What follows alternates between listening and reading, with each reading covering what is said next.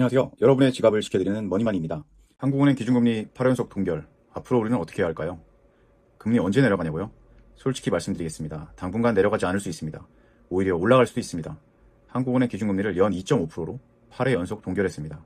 숫자만 보면 또 동결이네 싶지만 이번 동결은 지난번과 완전히 다릅니다. 전문가들은 이번을 두고 매파적 동결이라고 부릅니다.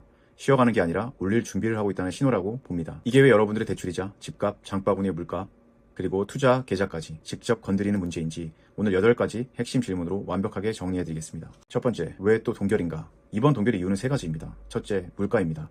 중동 전쟁 여파로 국제 유가가 높은 수준으로 유지하고 있습니다.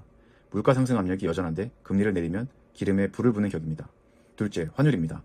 원달러 환율이 1,500원대를 넘나들고 있습니다. 이 상황에서 금리를 내리면 원화 가치가 떨어지고 수입 물가가 추가로 오릅니다. 셋째, K자형 양극화입니다. 반도체 수출은 사상 최대를 달리고 있지만 내수는 아직 살아나지 않고 있습니다. 잘 나가는 곳은 더 잘 나가고 힘든 곳은 더 힘들어지는 구조입니다. 한국은행이 금리 하나로 이 복잡한 방정식을 풀기 쉽지 않은 상황입니다. 두 번째, 동결인데 왜 인상 신호인가? 이번 동결은 단순히 현상 유지로 읽으시면 안 됩니다. 한국은행은 이번 올해 경제 성장률 전망치를 2.0에서 2.6으로 대폭 올렸습니다. 물가 전망도 높여 잡았습니다.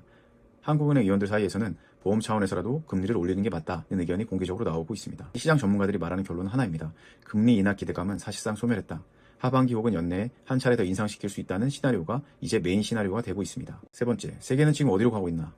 한국만의 이야기가 아닙니다. 미국 연준도 물가 우려로 금리 동결 기조를 이어가고 있고 시장은 미국의 추가 인상 가능성까지 반영하기 시작했습니다. 유럽과 일본도 마찬가지입니다.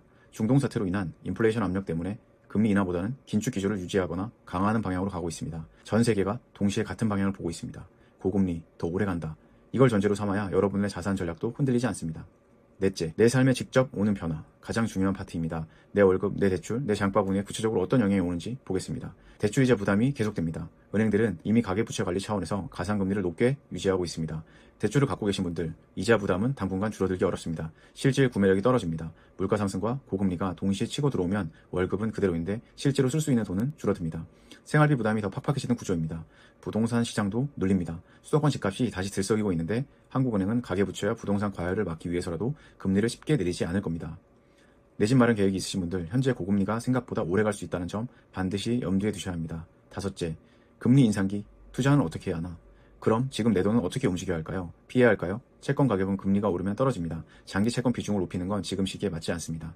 주목할 건 실적이 뒷받침되는 업종은 다릅니다. 반도체처럼 수출 실적이 견조한 업종은 고금리 환경에서도 증시에 강세를 보입니다. 달러 자산과 정기예금의 매력도 여전합니다. 고금리 시기에 확정금리를 받는 전략, 이 시기에 역으로 활용하는 방법입니다.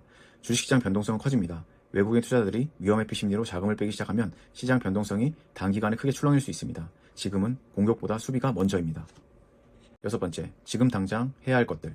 3가지만 기억하세요. 첫째, 변동금리 대출을 점검하시고 지금 바로 내 대출금리 유형을 확인하고 고정금리 전환이 가능한지 은행에 물어보세요.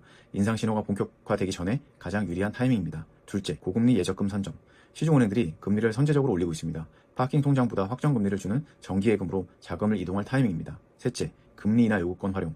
소득이 늘었거나 시정점수가 올랐다면 은행에 금리를 낮춰달라고 당당하게 요구할 수 있습니다. 모르고 있으면 그냥 손해입니다. 저희 생각을 말씀드리겠습니다. 이번 8연속 동결은 숫자는 같아도 의미는 완전히 달라졌습니다. 물가, 환율, 성장률 전망, 상향 이 3가지 동시에 움직이는 방향은 하나를 가리키고 있습니다. 금리는 내려가기 전에 한 번 더 올라갈 가능성이 높습니다. 그 시기를 버티는 힘은 결국 준비된 사람에게 있습니다. 빚은 줄이고 현금 흐름을 확보하고 흔들리지 않는 자산 구조를 지금 만들어야 합니다. 제가 딱 3가지만 말씀드리겠습니다. 하나, 금리 8연속 동결이지만 매파적 동결, 인상 가능성이 열려있다. 둘, 대출이자, 물가, 부동산까지 고금리 장기화가 내 삶을 직접 건드린다. 셋, 지금은 변동금리 점검, 고금리 예적금 선점, 금리나 요구권 활용이 답이다. 금리가 내려가길 기다리지 말고 지금 이 금리에서 살아남을 구조를 만드세요. 오늘 영상이 도움이 되셨다면 구독과 좋아요, 알림 설정까지 부탁드립니다. 여러분의 지갑과 미래를 함께 지키는 머니만이었습니다. 감사합니다.